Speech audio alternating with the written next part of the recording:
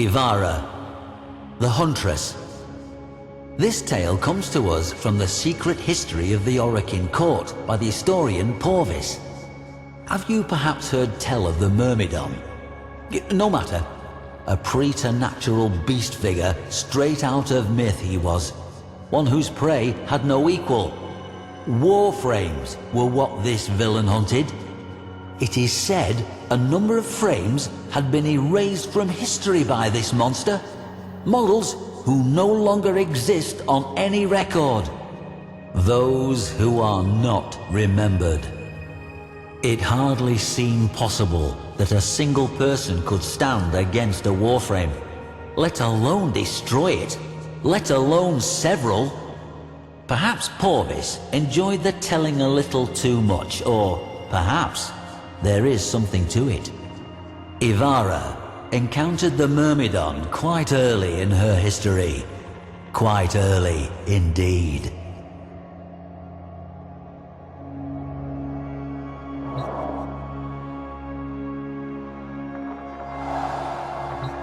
A Dax emergency call, so Porvis writes, led Ivara and two unknown Warframes to a convoluted cave system. They found it littered with the bodies of murdered Dax and resplendent with bioluminescent fungi. I imagine the chitinous folds of her Salix Cyandana would have made for excellent camouflage within that malevolent, supernal glow. The secret history tells us that the Myrmidon appeared boldly before the three in a wide chamber connected by many tunnels. Clad in red and gold armor, it gestured to the first Warframe with what Porvis describes as a strange clutching motion, as if seizing a falling apple. But it was no greeting, as we shall see. The powers of that first Warframe, the recipient of that gesture, promptly failed.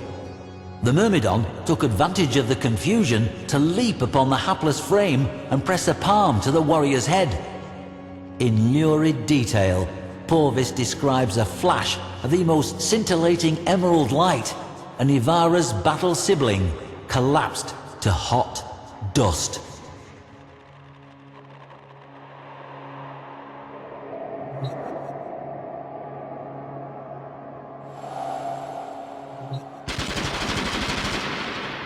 Porvis tells us he compiled much of this tale from overheard exchanges between members of the Seven and details that remain consistent in courtly whispers.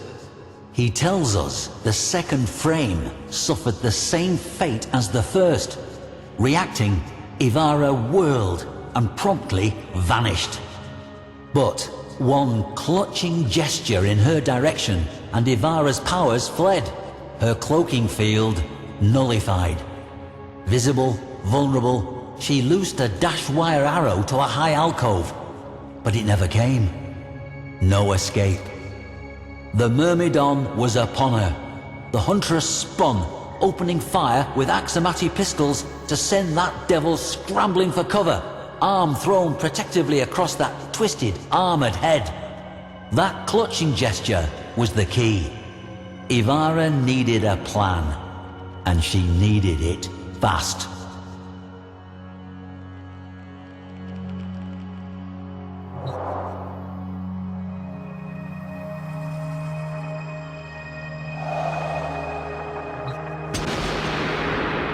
Ivara ran at a wall and up it, hanging there, waiting, as the Myrmidon flipped into the room, blasting the spot where he'd expected her to be.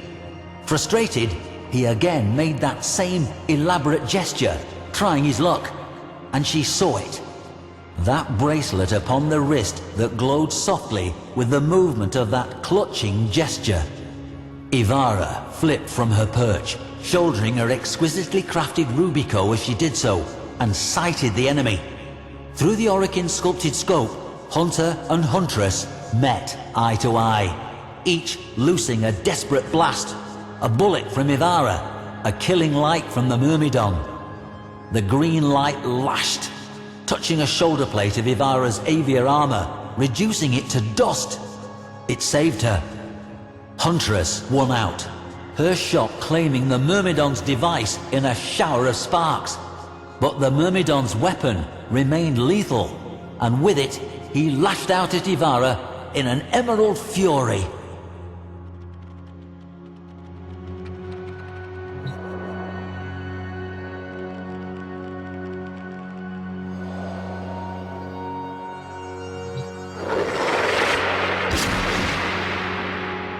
Ivara hit the ground and sprang into a surrounding tunnel. The Myrmidon's shot lancing a gouge in the porous chamber wall. Ivara pressed her back to a shadowed outcrop at tunnel's end, while the Myrmidon's weapon blazed and cut and chewed through her only cover. As good a time as any to discuss the weapon before you. The Artemis bow. The Huntress's signature weapon, and the tool with which she has wrought so much good. Said by some to be spirit bonded to her. Others say the product of forgotten Orokin technology. What Porvis tells us next displays to good effect what warrior and weapon were capable of.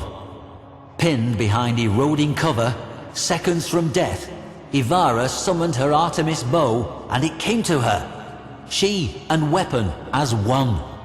Without rising, she pulled back, aimed high, she and arrow as one, and loosed. Under Ivara's guidance, the arrow turned its path and shot down the corridor toward the Myrmidon, and lengthwise through his weapon. Around Ivara, the walls flashed green for a microsecond as the Myrmidon's weapon erupted. And then, silence.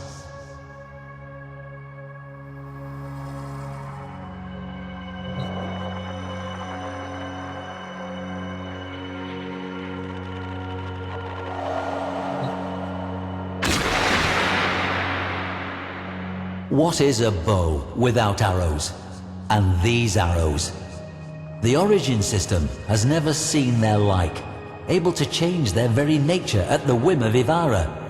Sleep, cloaking, rapid fire, they are the embodiment of her legendary versatility. Ivara drew her bow again, this time for her fallen comrades. Within human speed, shot after shot snapped and plucked each segment of carapace from the Myrmidon's lean frame. Straps severing, clips popping, he was undressed with swift efficiency by the preternatural accuracy of her aim and rapidity. Even before her final arrow belted the visored helmet from his head, she had the killing shot knocked and ready. There he stood, the Myrmidon, slayer of Warframes.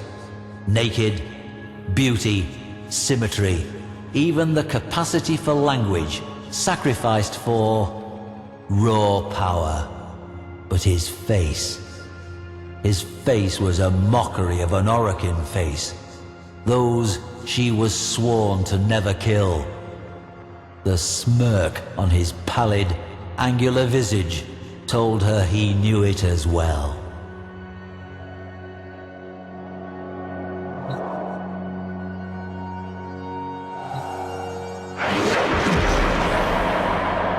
The grand doors of the Chamber of the Seven flew open. Across that reverberating expanse of polished darkness strode Ivara, dragging her prize. Before the assembled council, she dropped him, and with it the Myrmidon's battered helmet. Here he would meet justice at the hands of his own people. Here her fallen friends would be avenged. She beheld the Seven, awaiting their judgment. The Myrmidon got to his feet, cleaning dust from one shoulder with a contemptuous flick. One of the Seven leaned forward, removing a curious thing from their slender head, a lattice of delicate silver, placing it on the elevated, chest-high curve of obsidian that separated her from them. Instantly, the Myrmidon collapsed, lifeless, to the floor. Ivara did not understand. Why? Why? A stately voice intoned her name. There stood Executor Ballas. He told her, "You have been battle and loyalty tested. Your companions, they were found wanting. They failed to adapt, failed to overcome, and so they are no more. But you, Ivara, you shall live. You shall be remembered. Her battle comrades, as we know, were not.